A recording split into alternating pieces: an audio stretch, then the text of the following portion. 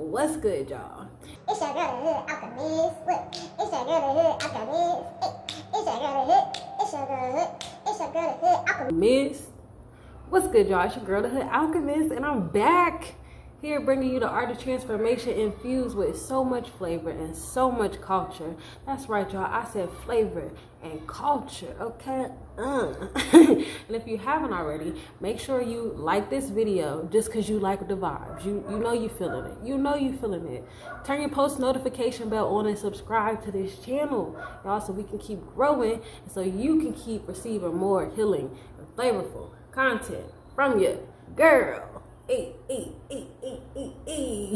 So also something new that I am doing starting with this video is I would like to do a subscriber shout out. And so my first ever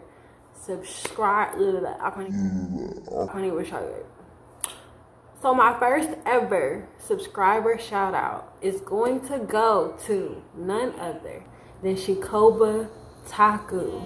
What's up, girl? I hope I said your name right. I think I said it right. But what's good, girl? I thank you so much for always dropping a comment, always popping in to say hey, always liking the videos, and even chatting with me on Instagram. Your support means the world. Shout out to you, girl. So what's up, y'all? I missed y'all. I didn't drop a video last week, and I actually missed it. So in this video this week, we're going to talk about why it is important to utilize plant medicine, or what I like to call them, herbal companions, on your healing journey, on your growing journey, on your journey to evolution. This video is going to talk about why we should allow nature to be our medicine more. So if that's something you're interested in, make sure you stay tuned and watch through. And maybe even watch an ad to support your girl, okay? But let's get into the juicy content. Let's get into it. Let's get into it.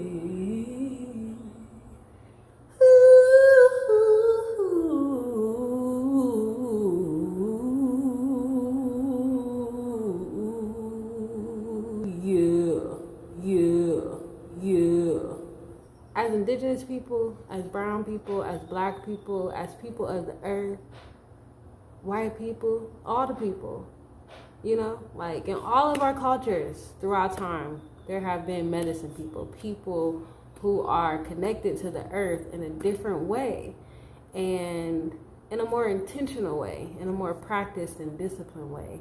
And I made this video because I want to acknowledge that energy still needs to exist, still needs to be called upon, still needs to be poured into. You know, even if it's just you doing it for yourself. I think we are in a time now where more of us need to be taking our lives into our own hands in deeper ways. And so connecting back to nature means more than just going and like being in paradise, going and like sitting. It's also allowing nature to guide you from within. It's allowing nature to be a healing aid, to be an aid in general, to be an ally. So I really do hope you like this video, because the medicine people are coming back, okay? We're coming back. We're here. All right. All right. All right. So what do I mean when I say plant medicine?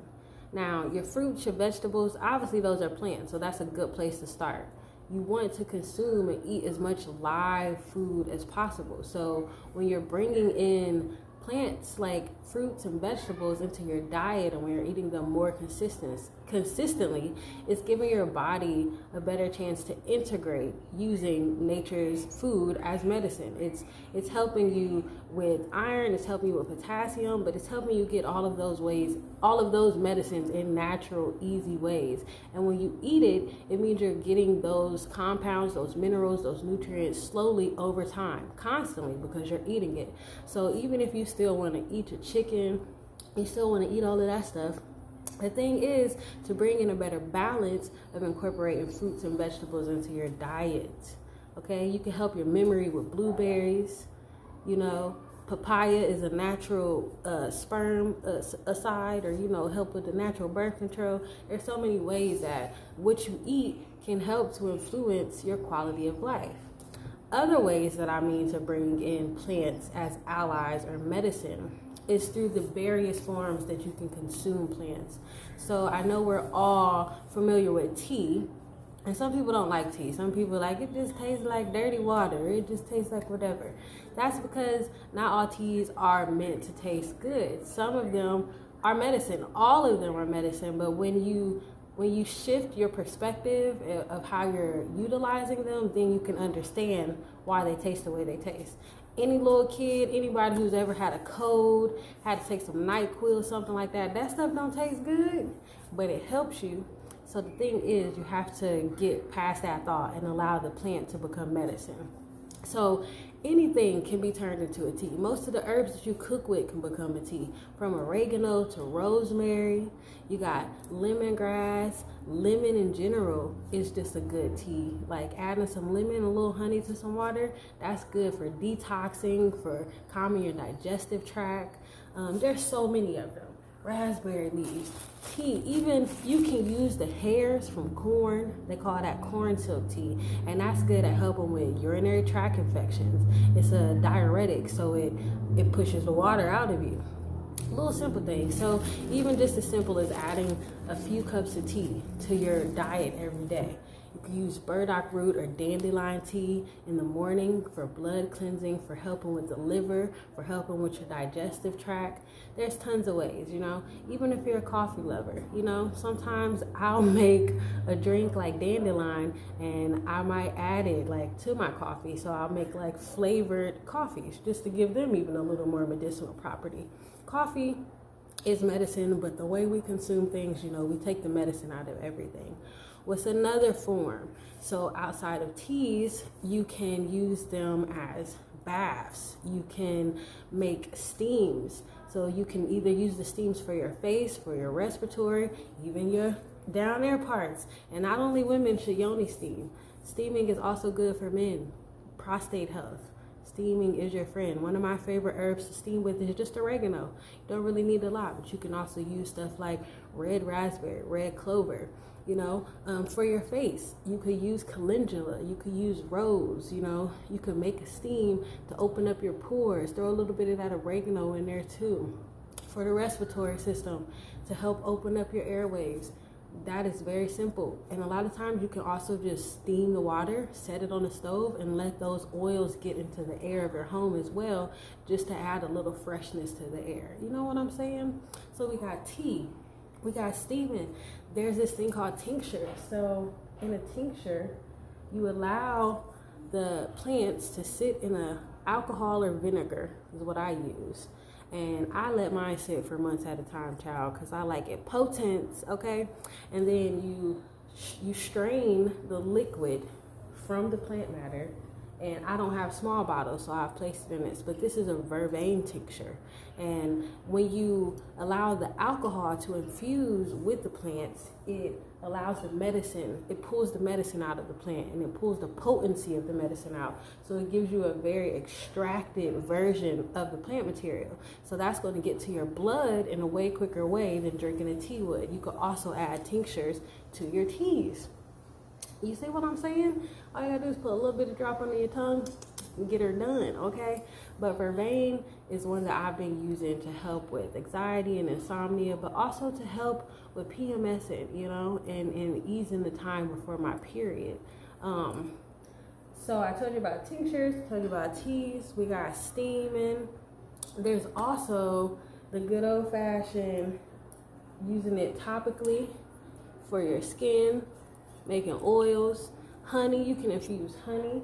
I've put like garlic, oregano, and ginger in some honey and let that sit for a little while. And then the honey not only preserves, but it pulls out the medicinal properties of the plant. And all you gotta do is add a little bit of that to your tea, put some of that underneath your tongue, or just eat it, but you're getting the medicine of the plant as well. So medicine is all around you. Plants are your friend. They can be your ally, from dealing with depression, from dealing with womb issues, all types of things. Blood pressure, there is a plant for everything. And when you allow, even if you're going to therapy, even if you're taking medicines from the doctors, you know, obviously look and see if there's any contradictions or, you know, stuff that you always want to be aware. Consult with an herbalist, you know, hit me up if you need some information. But using plant medicine, flower essences, there's so many, I could go on and on about this, but there's so many ways that you can invite plant medicine in to kind of be a support system, to be kind of a wall between you and the outside world, whether that be when it comes to your immune system or even dealing with anxiety and depression. I don't know where I would be mentally if I did not have my plant friends, okay, to help calm the adrenal glands, to help with the reproductive organs and the hormones and balancing out all of that. I'm telling you, my go-to is plants. Even with fasting, I always like to include plant medicine into my daily routine. Get you some sea moss. You know, you can get powdered herbs, and what I'll do is I'll make my sea moss, but I'll blend in. What I'll do is I'll make my sea moss and I'll blend in some powdered herbs. So right now I got like a rose sea moss that I'm drinking on, which rose is good for the skin, it's good for reproductive health, it's good for calming. Energetically, it's good for opening the heart and connecting you deeper to self-love and to love in general, to calming and bringing ease to the feminine energy. You know, so I put that in my sea moss, and not only am I getting all the nutrients of the sea moss, but also the added help of the rose herb and rose hip. It's rose and rose hip. So plant medicine.